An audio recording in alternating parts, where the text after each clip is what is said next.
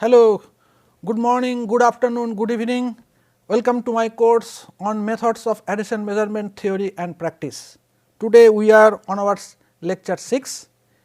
In the last lecture we started talking about contact mechanics problems. So, we discussed about line load on an elastic half space. We solved the problems in plane strain approximation and we derived the stress components at a point inside an elastic half space at x z, and these are the normal stress along the x direction and this is along the z direction, and this is the shear stress that acts along x on a plane that is perpendicular to the z axis, that is x z here, this is x x here and this is z z here, something like this. And we also derived this or presented the expression for deformations along the theta direction and along the r direction. So, v at the directions at v theta is equal to pi by 2 or theta is equal to minus pi by 2, which are actually located at the surface of this elastic half space. And we also found out the deformation along r at these points, and this is along r. So, this is given as this expression, and as you can see here that this u will be non-zero only for an compressible material. For an incompressible material, say sigma is equal to 0.5. So, the horizontal displacement or deformation at the surface of this elastic half space, that will be equal to 0 here. And we have also discussed about this particular expression, about why it is negative over here and why it is for v it is negative, pi by 2 it is negative, and v at minus pi by 2 this is positive. Remember here v is the along the theta axis and u along the r axis. We will not take forward the discussion further on contact mechanics. So, first let us take a small problem. Is there a locus of points at which the normal stress z z maximizes? So, z z is given by this equation minus 2 p by pi z cube by x square plus z square whole square. So, we have to minimize it with respect to x and z. So, let us say del z z by del x. So, that is equal to minus 2 p by pi, and here it is z cube by x square plus z square, and let us take it minus 2 here. So, here it is cube and it is x, so it is 2 x over here. So, here it is therefore minus minus becomes plus. So, it is 8 p and x and z cube, and here it is x square plus z square whole cube. It is minus 2, so it is minus 3 here. So, it is 2 x, okay, fine. And let us say like z by del z.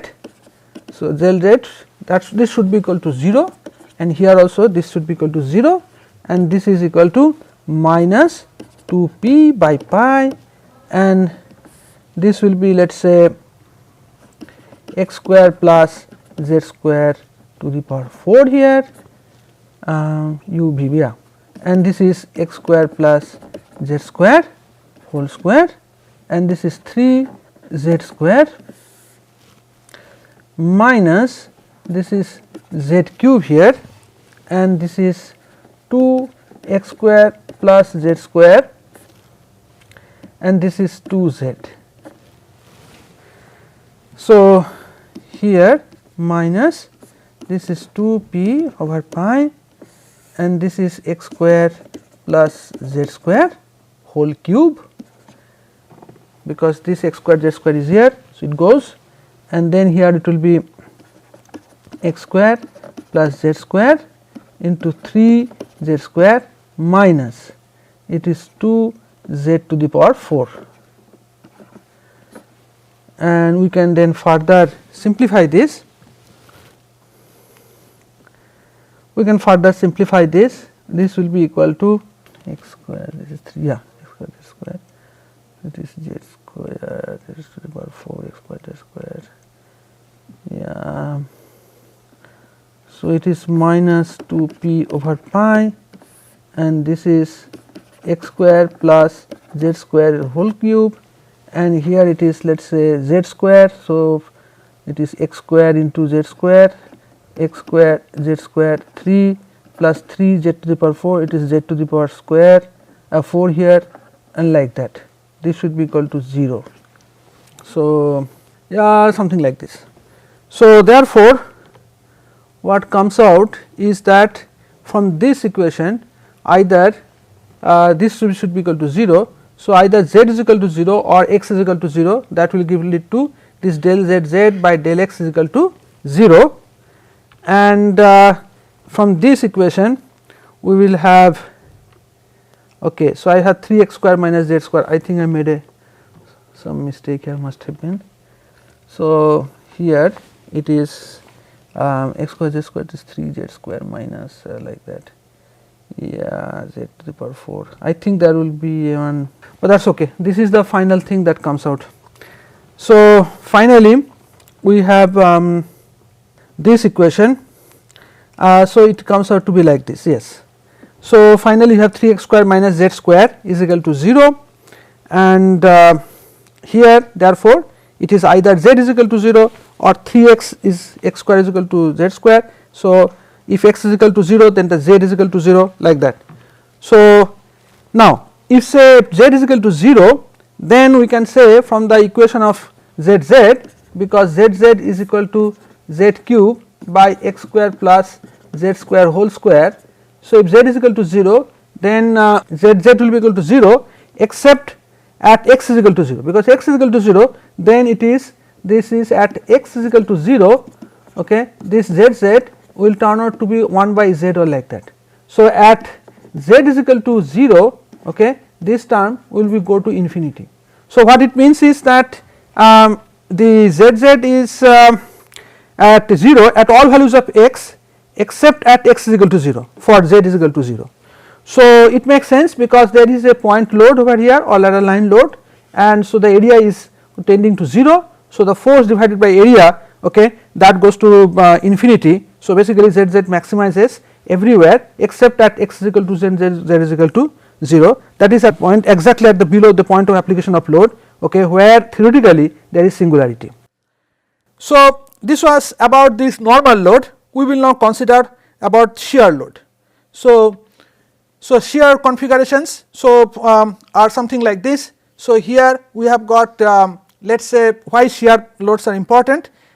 So, here for example, we have got a lap shear joint where there are like this is an adherent, this is an adherent, and then there is this adhesive over here, and we apply load to shear separate these two adherents, and this is called a single lap joint. Similarly, here we have got the double lap joint where there are two adhesive layers which binds this, let us say this is third element, okay, we have to 1 and 2. So, here again you apply. So, here this is the this interfaces they experience shear loads. So, here these interfaces apply the shear load. So, how this shear load deforms either this adhesive layer or if it is or like this adherents if they are let us say deformable, and this we can also see such such importance of that shear load in this kind of this pull off test that we described in the last lecture. So, for example, if you try to pull off this punch, okay, and the punch shape is something like this, okay. So, it is not a completely flat punch like that. So, now if you try to pull it off, you can see that as it goes up, so this particular point that moves inward, and so basically there is a shear that happens. So, even when you carry out this kind of pull off experiment, the shear at the interface that becomes important. So, we need to know that when such shear applies, what is the kind of deformation that will be there, either adherent, okay, if it is deformable. And this kind of situation we can also see in the practical case. For example, this frog as it sticks to this surface by adhesion, and then the kind of deformation, okay, that occurs in its feet and the tissue in its feet, okay, that people are interested to know, because this frog can very nicely adhere to surfaces of different kind, different roughness, and stick very well.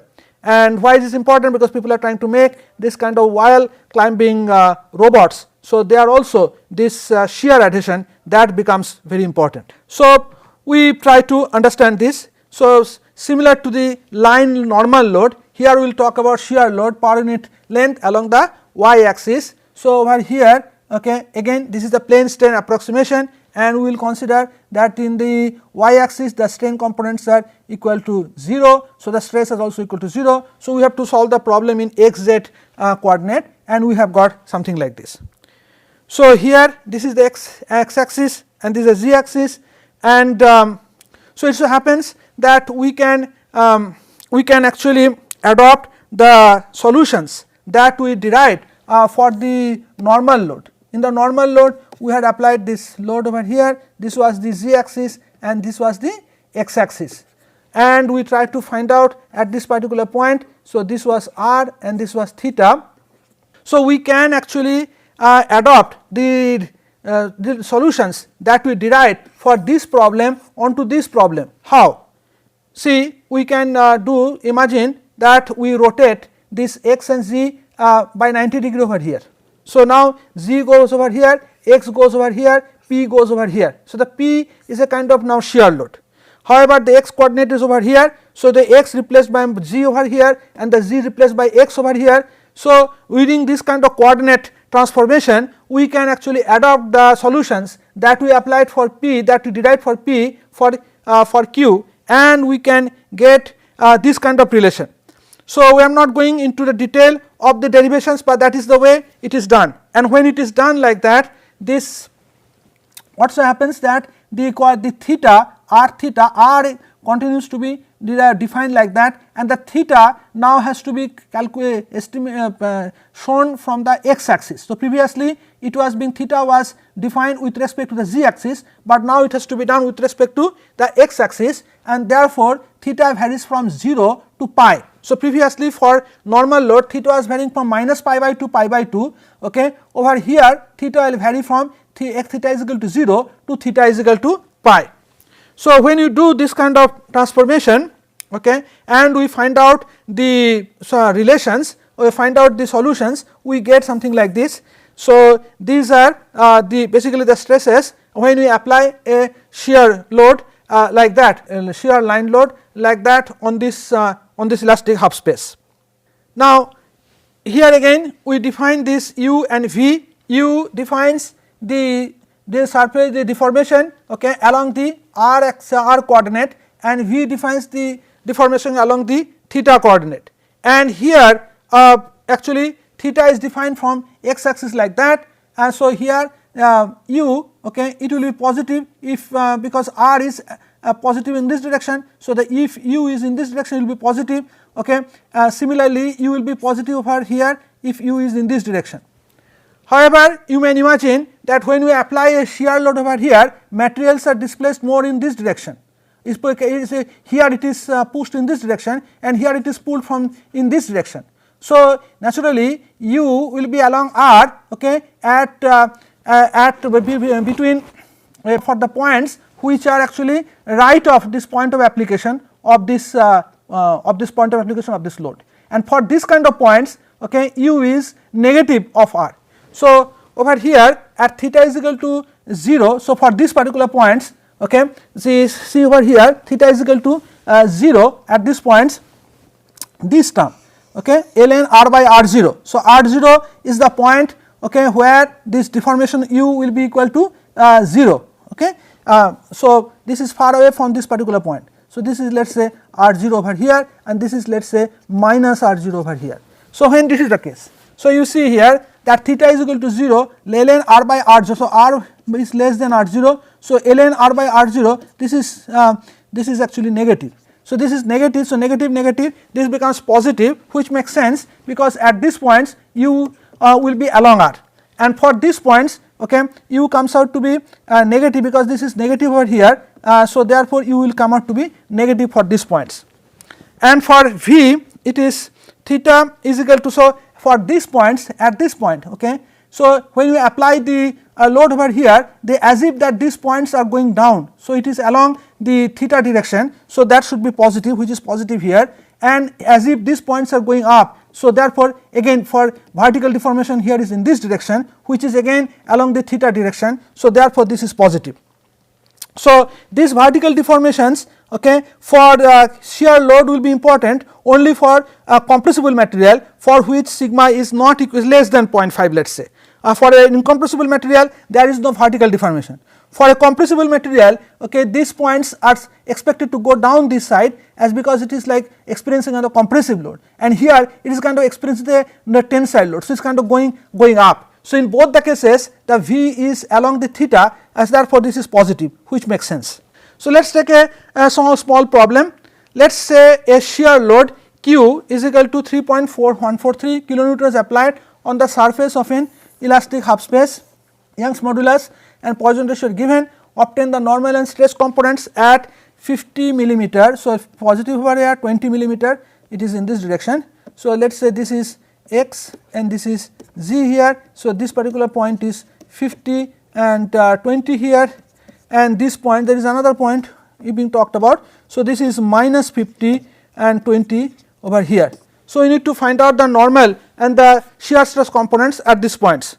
So which is easy because we have the formula. So it is equal to, therefore minus 2 q is equal to 3.143 kilonewton is 10 to the power 3 Newton, and pi over here. So pi is okay, this pi is also close to, so this can be cancelled, and then you have got the x is z square, so x is 50 millimeter, so it is 50 millimeter, 10 to the minus 3 meter, okay. So I have to write here 10 to the power minus 3 meter, and z square, z is 20 millimeter, so this is 20 into 10 to the power minus 3, and this is z square, so it is square here, divided by this is pi and x square plus z square, okay, and whole square. So we can try and do all that, and finally we can actually find out that this zz will turn out to be, this is notice that there is the dimension. So here it is meter cube here,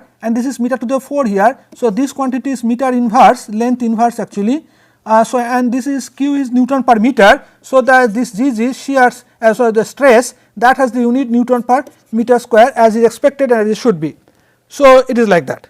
So the Gg in this case, okay, comes out to be, by writing on all that, it comes out to be minus 0.4756 kilo Pascal. So at x is equal to, so this is the points we are trying to find out over here, the load is applied over q, okay. So notice that this Gz, okay, it comes out to be negative. So that is basically shows this is compression. So in this portion is experience some kind of, you know, the effect of force on these points are basically compressive, okay. What happens to the other point? So that means over here, so if you do that, so here it is minus, again the same thing, and we substitute all those numbers for x and z, we found out to be 7.56. So the points which are behind it, okay, these points for example, okay, which is at let us say 50, this is 50 minus, no, it should be minus 50 plus 20, yeah. So at this point, yeah, I wrote it correct here actually. So at these points this should be tensile, and therefore this comes out to be Zz here comes out to be tensile over here. And so again I have summarized all the results over here, and here it is written correctly. So here again for the minus 50, so here all the points are tensile and here all the points are compressive, which makes sense because as we apply shear, so the points which are ahead of the point of application of the load, they are actually experiencing compressive load, and here it is the behind the ones are experiencing tensile load. Now let us say the horizontal deformation. So how it works? Let us say the horizontal deformations we can also find out. So using the expressions that we just derived, and here we will see that minus 1 minus, okay, so here in equation the relation is something like this, and we can substitute the expressions. So here you see at u r theta goes 0, this comes out to be positive and here it comes out to be negative, and that makes sense as I was explaining to you that at these points, okay, the horizontal deformation will be in this direction and at this points horizontal deformation will be in this direction, and so therefore this u is positive, okay, along the r is in this direction, so therefore it comes out to be negative over here, so this makes negative. And on the other hand, at these points, okay, u is in this direction which is along the direction of r, it is positive, so it comes out to be positive, which makes sense. And if we talk about the vertical deformation, so over here, okay, you can see here both terms comes to be positive. I already described, therefore v, these points as if they are going down and these points as if they are going out, because they are experiencing kind of compressive load over here, compressed shear tensile load over here. So the expressions of v comes out to be positive in these cases, in this case. So distributed normal and tangential load. So now we have so far discussed about the normal load, which is line load. Now we want to discuss about, we want to find out, estimate all these deformations and stresses for a distributed load. So how do you do that? It is very easy. We will again use the principle of superposition. So for example, let us say that the load, you have found out the expression for the normal stress as xx or something like this for an application of load P, okay, on the surface. Let us say that P is replaced by this load over here. So this is the distributed load, okay, where P is a function of distance s. So the distance s is from this x is equal to 0, and this is the point over at which we want to find out the stresses. So the point, this particular point is at a distance s, and this has got infinitesimal length ds. So the line load or normal load that has been applied, it is actually Ps ds. Okay. So this is, here the applied load is Ps ds. So instead of P, capital P, we can actually substitute, we can replace it by this expression. And similarly x, okay, here has to be replaced by x minus s here, because that is the distance between this point and the point of application of the load. So we will replace like that, and here x will also be replaced. So what it comes out to be, it is minus 2, and this is P of s ds, and here it is x minus s whole square z, and here it will be x minus s square z square, and like that. So here remember that this is the infinitesimal distributed load, because we have considered only this strip over here. We have to integrate over the whole length, and that we can do. So we can now rewrite the similar expression, okay, for the normal stress. So here again that here the distributed load is Ps, but we can consider this thin strip, okay, along which that is the length the load is Ps ds, that is the load per unit length, okay, it becomes. So this is that concentrated or normal line load, and here again we replace x by x minus s and P by Ps ds. So P by Ps ds, and so we will get over here this expression. So here P is replaced by Ps ds, and here x is replaced by x minus s. Why? Because x was between the distance of this particular point at which you are finding out the stresses is distance from the z axis. So here it is this is the distance x minus s, okay, this is the distance between the point of this point and this particular the x coordinate of this point where we are considering the load has been applied. So here again we can write, let us say this is for shear load. For the shear load we have this expression, and here let us say this Qs ds is the point here, the load that has been applied, here it is actually Q of s ds. This is the load concentrated shear load that has been applied. So infinitesimal shear load, and therefore the Q can be replaced by Qs ds, and again x and x can be replaced by x minus s over here, okay, same way as we did earlier. So therefore we can get the expression for zz dz, just infinitesimal distributed infinitesimal load stress in the z direction, so normal stress, okay, because of this shear load, okay. So we can write it as minus 2 Q of s ds, and this is x minus s z square, and here it is pi, and it is x minus s square plus z square whole square, like that. And so finally we have these expressions, and we can obtain the stress field by via principle of superposition, as I said, that we will add up all this the effect of all these thin strips by doing the integration. And so therefore this is that I should say infinitesimal and d here, and then finally we will get all this infinitesimal normal stresses, the stresses, that stress components that developed because of this thin strip, okay, through which the load has been applied. And finally we will get this particular expression of the xx after doing the integration. So integrate from minus b to a, because the load here it is minus b and here it is a. So the x is varies, the s varies from minus b to a. So the integration is being done with respect to s here, and so it goes from minus b to a. So thank you for your kind attention.